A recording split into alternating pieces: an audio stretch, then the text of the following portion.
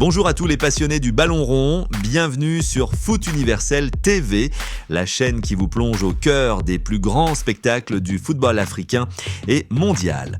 Aujourd'hui, on va vivre un moment historique, un choc de titans qui a fait trembler tout le continent.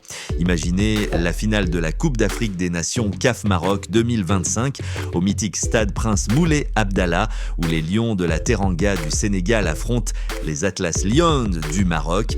Un score final de 1-0 pour le Sénégal, mais attendez, ce n'était pas un match ordinaire. Non, mes amis, c'était un véritable thriller en 3 manches, comme un combat de boxe épique où chaque mi-temps et les arrêts de jeu ont été des rondes intenses. Si vous avez raté ça, accrochez-vous parce que je vais vous résumer tout ça avec des stats dingues, des analyses pointues et des moments qui vous donneront des frissons.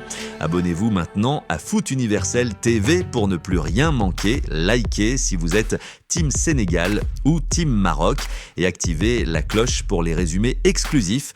Allons-y, on démarre fort.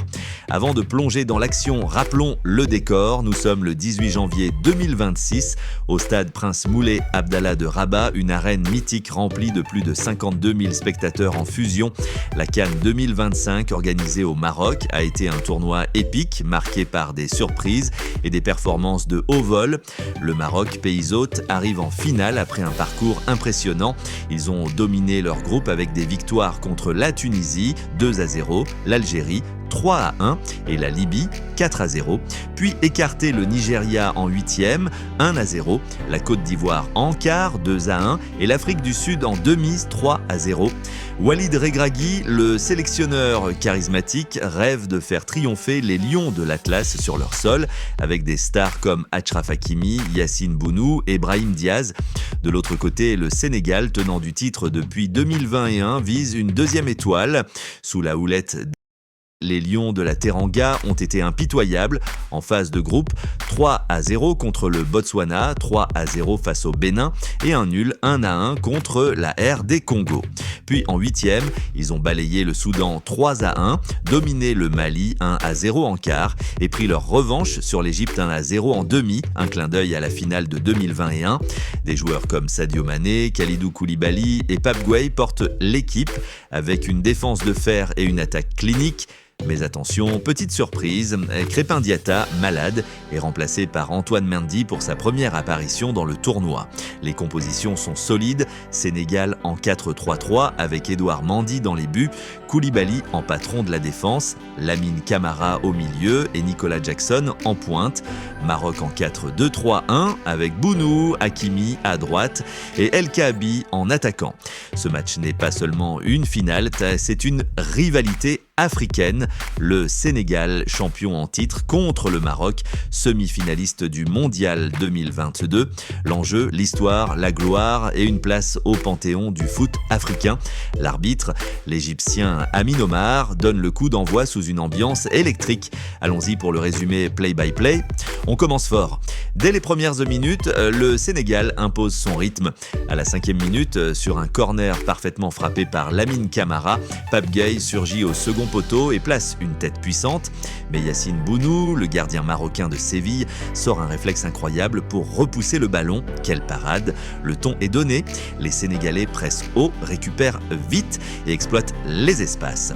Le Maroc ne se laisse pas faire. À la 10e, Abdé Ezzalzouli, l'ailier virevoltant du Betis, déborde Antoine Mendy sur la gauche et centre en retrait, mais Naïef Aguerd rate le cadre de peu. Les Lions de l'Atlas contrôlent la possession, mais peinent à percer la muraille sénégalaise menée par Koulibaly. À la 15e, une faute de Diouf sur El Kanous vaut un premier carton jaune au Sénégal. Déjà 5 jaunes au total pour les Teranga dans le match, signe d'une agressivité défensive. Mi-temps approche et à la 38e, explosion au stade. Nicolas Jackson alias Ndiaye dans certains rapports se retrouve seul face à Bounou après une passe en profondeur millimétrée de Mané. Il arme un tir croisé mais Bono, encore lui, sort une main ferme pour dévier en corner. Quelle occasion manquée pour le Sénégal. Les stats à la pause, possession 52% pour le Sénégal, 4 tirs à 3 mais aucun but. Les fautes s'accumulent, 10 pour le Sénégal, 6 pour le Maroc. Reprise en seconde période et le Maroc accélère. À la 58e, Bilal El Kanous, le prodige de Genk, délivre une passe laser pour Ayoub El Kaabi. Seul face à Edouard Mendy, l'attaquant d'Olympiakos lobe, mais rate le cadre, un Rabat retient son souffle. 4 minutes plus tard, à la 62e, sur une perte de balle de Diouf, Abdé Edzalzouli enroule une frappe du gauche qui frôle le poteau. Le Maroc domine avec 10 tirs, déjà contre 6 pour le Sénégal. Les substitutions entrent en jeu, Regragui fait entrer Hamza Igamene pour booster l'attaque, mais le jeune se blesse presque immédiatement, laissant le Maroc à 10 pour les dernières minutes, un coup dur. Côté Sénégal, Ibrahim Membaye, le jeune talent du PSG, 17 ans, entre pour sa première cape majeure et apporte de la fraîcheur. Achraf Hakimi, son coéquipier au PSG, multiplie les montées, mais se heurte à la vigilance de Koulibaly. À la 80, tension maximale.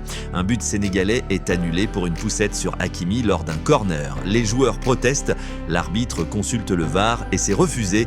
Le score reste vierge, mais l'ambiance chauffe.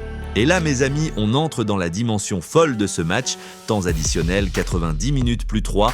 Sur un corner marocain, Brahim Diaz est servi dans la surface. Contact avec El Hadji Malick Diouf, l'arbitre siffle penalty après VAR. Scandale pour les Sénégalais. Ces joueurs menacent de quitter le terrain. Les supporters sénégalais, furieux, envahissent la pelouse, jettent des chaises sur les stadiers marocains. Un steward est évacué sur civière après des coups violents. Le match est interrompu plus de 20 minutes. Chaos total, bagarres en tribune, tension entre staff, ambiance délétère. L'arbitre, sous protection, reprend enfin. Brahim Diaz s'avance pour le penalty. Il tente une panenka ridicule. Et Edouard Mendy, le héros sénégalais, reste immobile et capte facilement. Rabat est muet, Dakar explose. Mais ce n'est pas fini, le jeu reprend dans une prolongation improvisée. Le match dépasse les 100 minutes. À la 84e, Pape Gueye, le milieu de Villarreal, récupère un ballon aux 25 mètres, arme une frappe monstrueuse qui se loge en pleine lucarne. 1-0 pour le Sénégal. But somptueux, justice poétique après le pénalty raté. Le Maroc pousse désespérément. À la 108e, Naïef Aguer place une tête sur corner qui heurte la barre transversale. Mendy est battu mais sauvé par son montant. Les Lions de l'Atlas, à 10, multiplient les assauts. 17 tirs au total contre 11 pour le Sénégal, 10 corners à 8, mais seulement 5 cadrés contre 6, possession 55% Sénégal, 45% Maroc.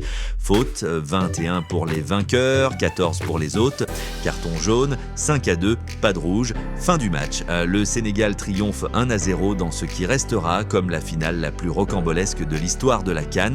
Pape Gueye est élu homme du match pour son but décisif et sa performance globale. Analysons maintenant, le Sénégal a été plus clinique.